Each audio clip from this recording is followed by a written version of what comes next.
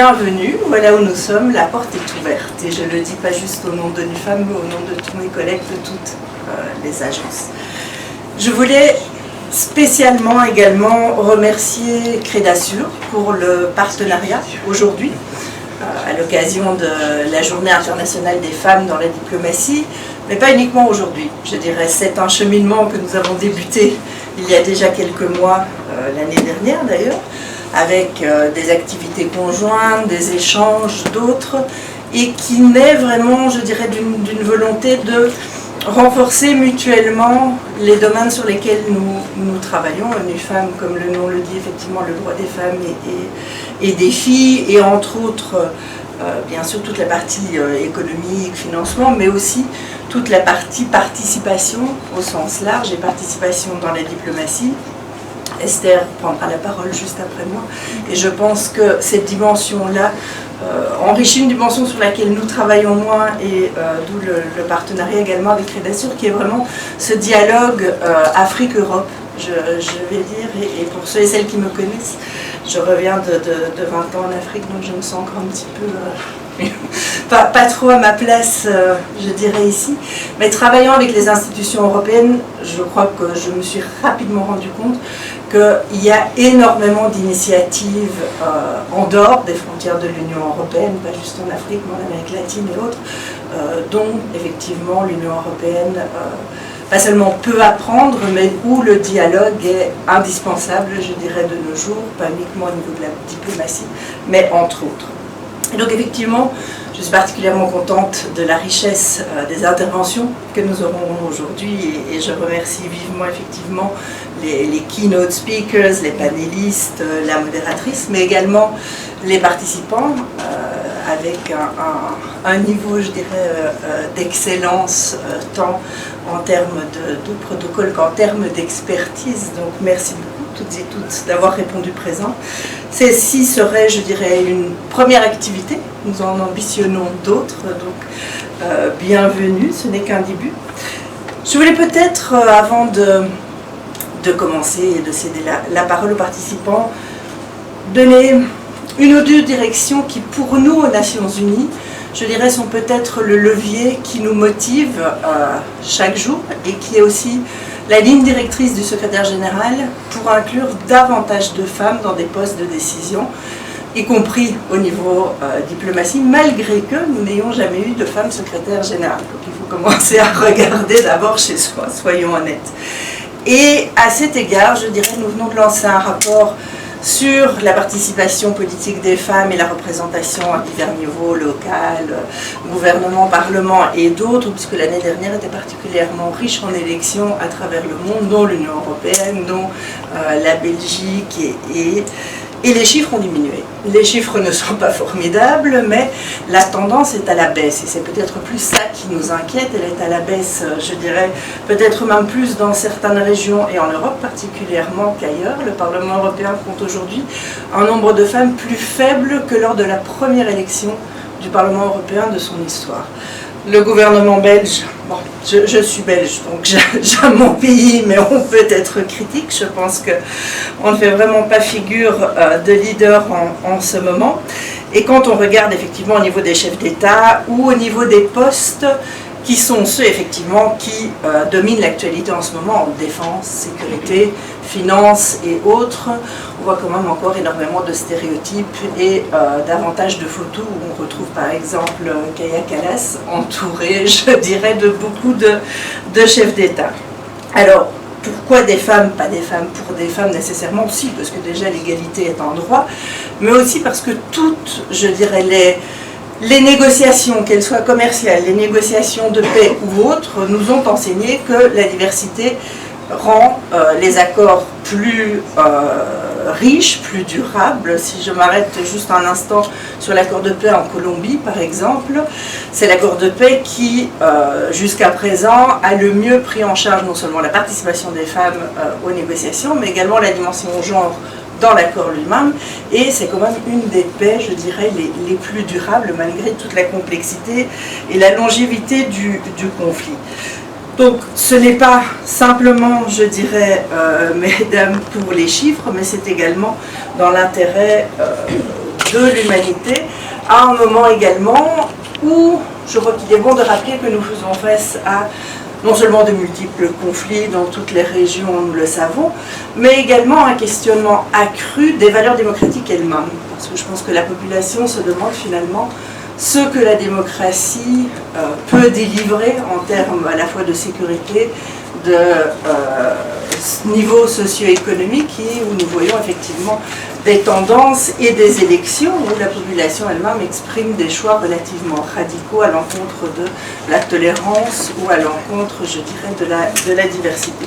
Donc c'est un moment particulièrement crucial où je pense qu'effectivement 50% de la société, c'est-à-dire les femmes, ont non seulement le droit et le devoir d'être là, mais où nous en avons toutes et tous besoin à tous les niveaux de décision, et particulièrement au plus haut niveau.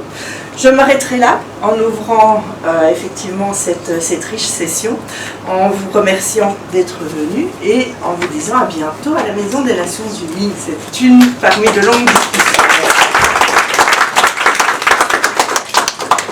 Bonjour tout le monde, distingués invités, Excellences, Messieurs et Madame les ambassadeurs, députés, sénatrices, la représentante du femmes, chers partenaires, chers panélistes et tous les diplomates à vos titres et qualités respectifs. C'est un honneur aujourd'hui de vous avoir si nombreux à la Maison des Nations Unies et je commence par remercier Florence pour la confiance. C'est un long parcours que nous avons débuté ensemble et on ne va pas s'arrêter là. Nous avons beaucoup de projets ensemble pour le but d'accompagner les femmes et nous vous présenterons tout ce que nous avons comme parcours encore à faire ensemble. En décembre 2022, l'Assemblée générale des Nations Unies a proclamé le 24 juin Journée internationale des femmes dans la diplomatie. Reconnaissant le rôle essentiel des femmes dans la consolidation de la paix, dans les dialogues et dans la gouvernance inclusive, ONU Femmes et Crédassure s'engagent aujourd'hui à travailler ensemble, célébrer ensemble cette journée et nous sommes très ravis de vous accueillir dans ces lieux et qui démontre l'engagement des ONU Femmes et Crédassure pour accroître la visibilité de la présence des femmes dans les milieux diplomatiques et dans tous les secteurs et afin d'augmenter l'influence dans les espaces diplomatiques, faire en sorte que les femmes soient de plus en plus entendues et écoutées. Ce n'est pas seulement un événement pour les femmes et nous sommes contents d'avoir les hommes que nous considérons comme alliés pour ensemble mener cette cause. Crédassure a lancé sa plateforme diplomatique il y a 1 an et cette plateforme a plus de 53 ambassadeurs et 23 pays membres de la plateforme. Nous sommes engagés à faire en sorte que nous puissions être les liens entre l'Europe et l'Afrique. On ne s'est pas arrêté qu'à l'Europe et l'Afrique, nous avons les Caraïbes et l'Amérique aussi. Faire en sorte que chaque pays puisse partager les bonnes pratiques et chacun puisse s'en inspirer pour accélérer le développement de l'Afrique et faire le partage aussi avec l'Europe, les pays Caraïbes et l'Amérique. Nous avons plusieurs femmes diplomates dans notre plateforme qui sont ici présentes. Je vous remercie pour votre présence, mais ce n'est pas assez. La représentation des femmes dans le monde diplomatique n'est pas assez importante. C'est pour cela que nous pensons que tous ensemble, aujourd'hui, nous allons faire en sorte que les femmes soient de plus en plus représentées dans le milieu diplomatique. Et c'est une cause qui ne sera pas menée par une seule personne. Tous, Florence et moi, et vous tous ici présents, je pense qu'aujourd'hui, on va faire changer les choses. Je remercie les représentants des autres organes des Nations Unies qui ont cru à ces projets. Donc, les directeurs de UNIDO qui nous a reçus et merci d'être présents. Et je pense que c'est même les seuls panélistes parmi les femmes. Merci.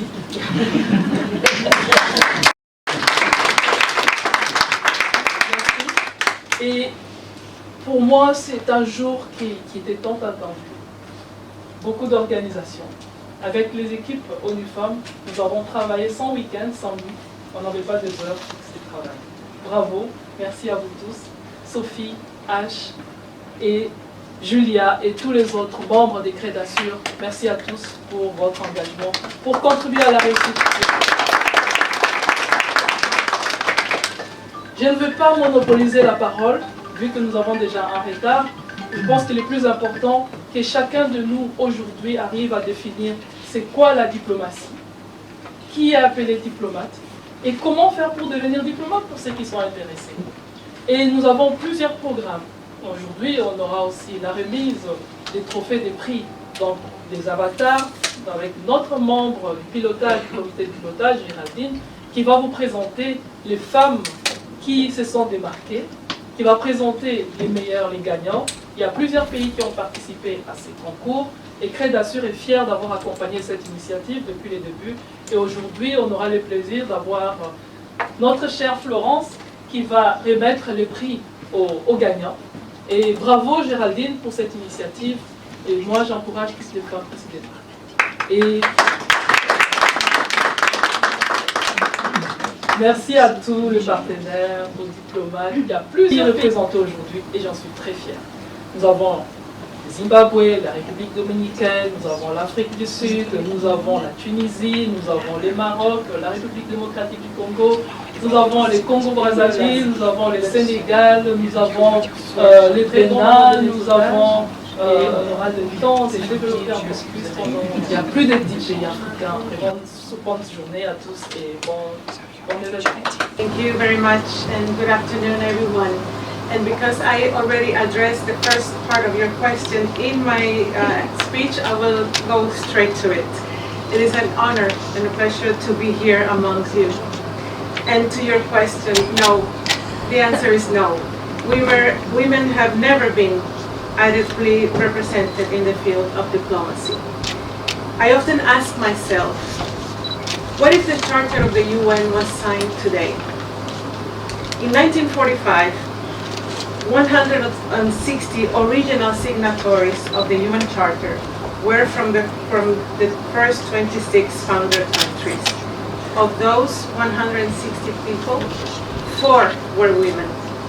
Berta Lutz of Brazil, Wu Yingfang of China, Virginia Gildersleeve of the United States, and Minerva Bernardino of the Dominican Republic. Less than a decade later, in 1953, the UN General Assembly elected Ms. Vijaya Lakshmi Pandit from India as president of the GA. Yet, in the almost 80 years of existence, only 3 more women had followed that election. Today, while we can point to some progress, we must face a sobering reality. The representation of women in diplomacy is still far from sufficient. And the very principles of gender equality, non-discrimination, inclusion, and women's empowerment, principles upon the UN Charter was built, are under threat.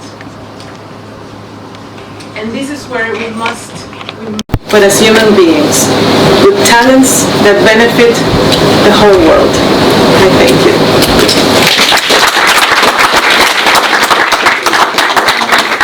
Thank you very much, Ambassador.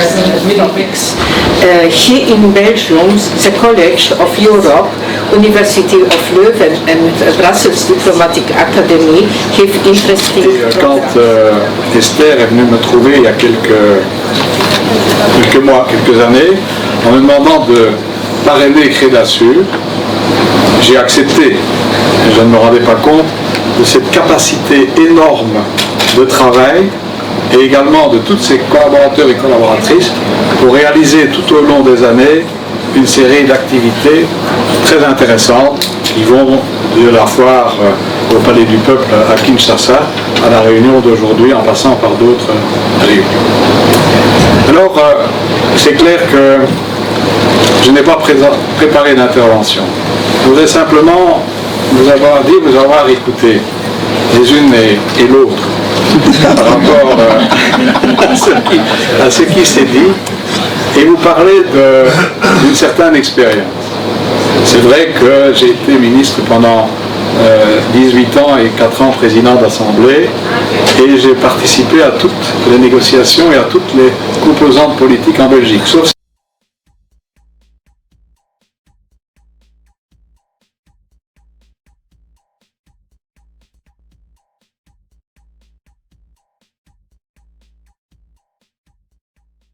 So my question is for those on the panel who work in diplomacy and in politics, wondering if you have some inspiration for us, thinking about the work you're doing to get more women into diplomacy and politics. Strategy Is there can also be thought around implemented to ensure greater gender parity and leadership opportunity for women and the high-level diplomacy positions globally.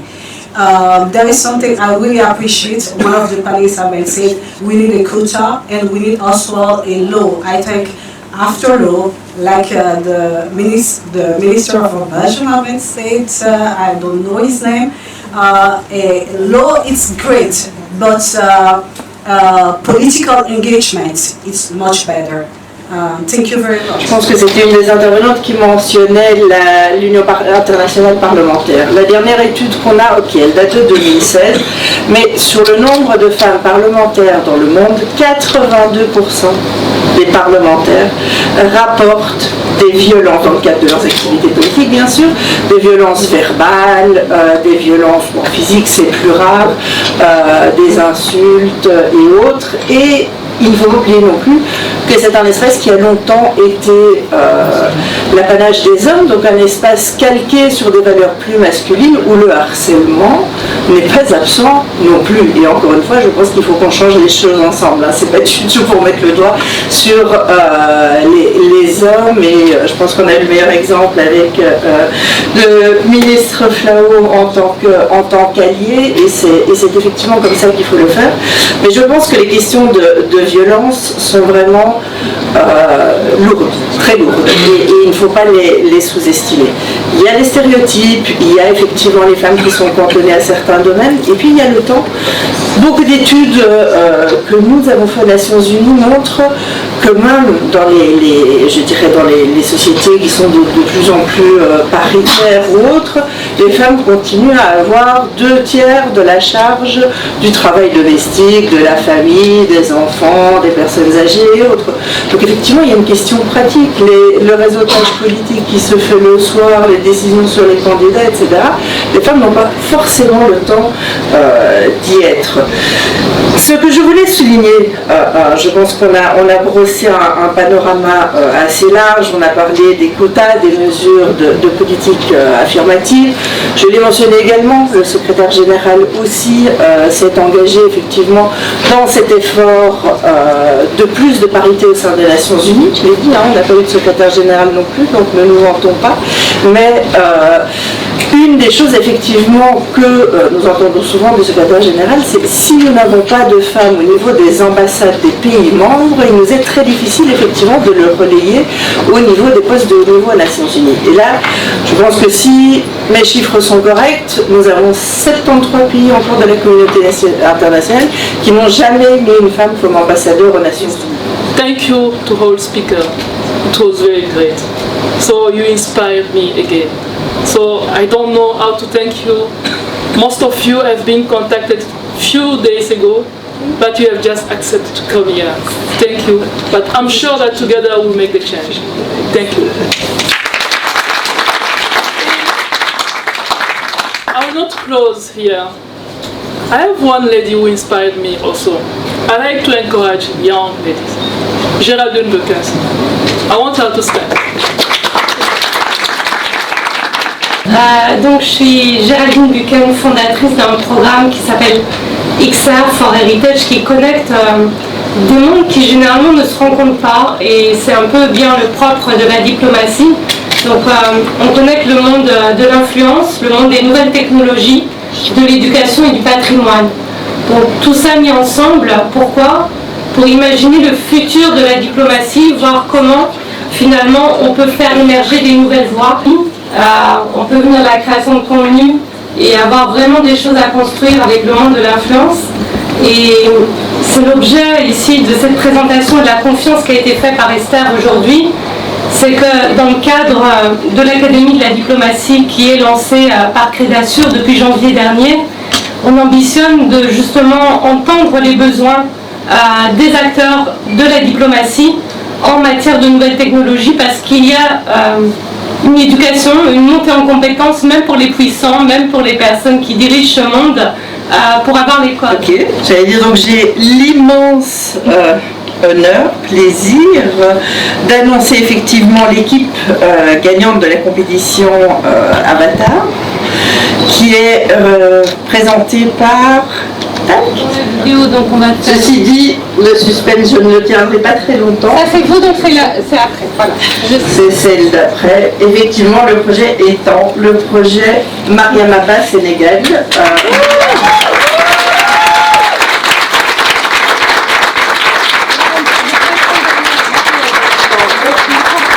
n'a pas seulement marché, elle a ouvert la voie. Choisir Mariam Abba comme ambassadrice, c'est choisir une mémoire vivante. Elle ne cherchait pas le projecteur.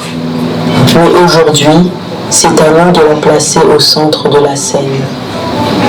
Pour que chaque fille, chaque femme, se rappelle qu'elle mérite sa place et sa parole.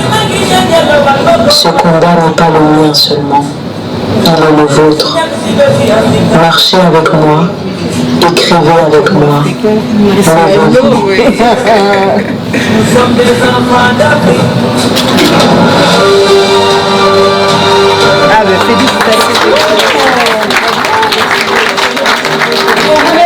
Il faut féliciter les organisatrices et les organisateurs.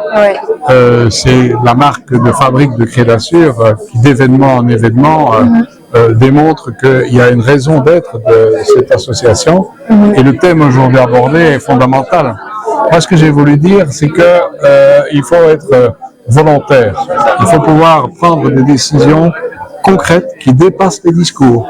Et il faut être conscient que finalement les femmes et les hommes peuvent travailler ensemble, et souvent quand les femmes sont présentes quelque part, moi j'ai toujours eu des chefs de cabinet femmes, j'ai toujours eu j'ai fait la promotion d'une femme générale, j'ai installé des crèches dans des casernes, etc. Tout simplement parce que chez la femme, il y a cette préoccupation aussi de la famille. Yeah, good question. I think our representation to me was really something that came up, and I think also to sit there beside, women leaders in politics, which we had on the round table, to be a woman of colour and to be elected at 27, so impressive. And I think many of the speakers were that was really important for them and their representation, but that other women, other girls saw that. We have an expression in English, I don't know if we have the equivalent in French, but the expression is, if you can't be it, you can't see it. And that was a theme that came up across many, many things. It's just such an important legacy for future generations, for women around now to see that those women leaders. We also saw it also in the Mentimeter when we asked people which women leaders inspire you or were an inspiration. I wondered if people would put their mom or their aunt or their headmistress, and people didn't. It was interesting because all of the feedback was really about those women leaders, and I think really shows the importance of representation. Some of them were universal. Jacinta Ardern, Michelle Obama. Others far more national or regional inspirations. So I think representation wrapped it up. Oh, this is very difficult. All was very important. I cannot say one word, and I must say this was really interesting to ask who is a woman leader that touched us, and this was very, very important that we remember this. By me is this Amina, the sixth president from Mauritius, the first woman president, and she was so inspired and touched and makes a big difference. And for me, was this very, very important to remember us. This was one from the most important that we know, that we can remember. Okay. L'intérêt de l'événement, c'est d'avoir réuni des personnes d'horizons différents, avec des points de vue différents. Et donc vraiment, c'est difficile d'en choisir qu'un seul parce qu'il y avait beaucoup de choses très intéressantes. On a parlé du fait de ne pas former et sensibiliser uniquement les femmes à la question de l'égalité des genres dans la question de la diplomatie. Ça, c'est quelque chose de très important. On a parlé également des plafonds de verre, on a parlé de la nécessité d'instaurer des quotas pour s'assurer de la représentativité féminine.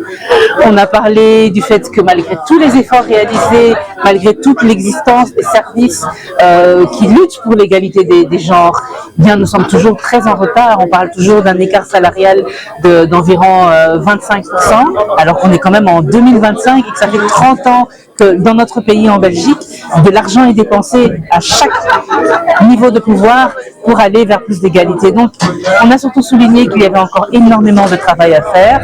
Et pour ça, je pense qu'on peut vraiment se réjouir de ce type d'initiative qui permettent de rassembler les gens, de rassembler les voix, de visibiliser ce qui est en train de se mettre en place et de permettre aux gens de se connecter, en fait, de travailler en réseau. C'est extraordinaire. Merci en tout cas aux organisateurs, à Crédasur et à l'ONU Femmes. Merci. Plaisir de partager justement l'espace, l'audience avec Crédasur, parce que je pense que c'était très très complémentaire par rapport au travail que fait ONU Femmes en général dans un monde plus peut-être politique, diplomatique, stricto sensu, et Crédasur plus également dans la dimension économique, et puis d'avoir justement les différentes régions, continents, qui est finalement l'essence de la diplomatie. Je pense que ça a été dit et je suis certaine qu'on le reprendra. Il y a encore peu de femmes dans la diplomatie. Des efforts sont nécessaires, des actions affirmatives sont nécessaires, pas uniquement pour une présence, mais également pour une diplomatie qui justement puisse favoriser la paix, le dialogue. Nous sommes dans un monde pour l'instant où les conflits, les tensions, les crises, l'incompréhension, le manque de dialogue règne, et effectivement, on ne peut pas exclure 50% de la population de la résolution des conflits. Toutes les études nous ont d'ailleurs démontré, et pas uniquement les études, la pratique, puisque comme je le mentionnais durant l'événement, l'accord de paix en Colombie est quand même celui qui a le plus intégré les femmes dans la résolution du conflit, mais aussi la dimension genre dans les différents chapitres de mise en œuvre du conflit et de l'accord, pardon, et étant de ceux qui est le plus pérenne. Et donc, si nous voulons demain mettre fin de manière définitive à bon nombre de conflits, de tensions, les prévenir, les femmes et plus de femmes dans la diplomatie sont essentielles. Ça, c'est effectivement une chose que nous savons. Cependant, pour le faire, et nous l'avons entendu aussi aujourd'hui, il y a énormément de barrières. Il y a encore beaucoup de choses à faire tomber entre les stéréotypes, le manque de réseautage et autres. Et je pense que la clé, c'est tout de même également de réguler la question des réseaux sociaux, de la violence dans la vie politique à l'égard des femmes, qui trop souvent est encore impunie. Ici, moi, je suis vraiment pleinement satisfait, étant donné que moi-même, je suis déjà féministe.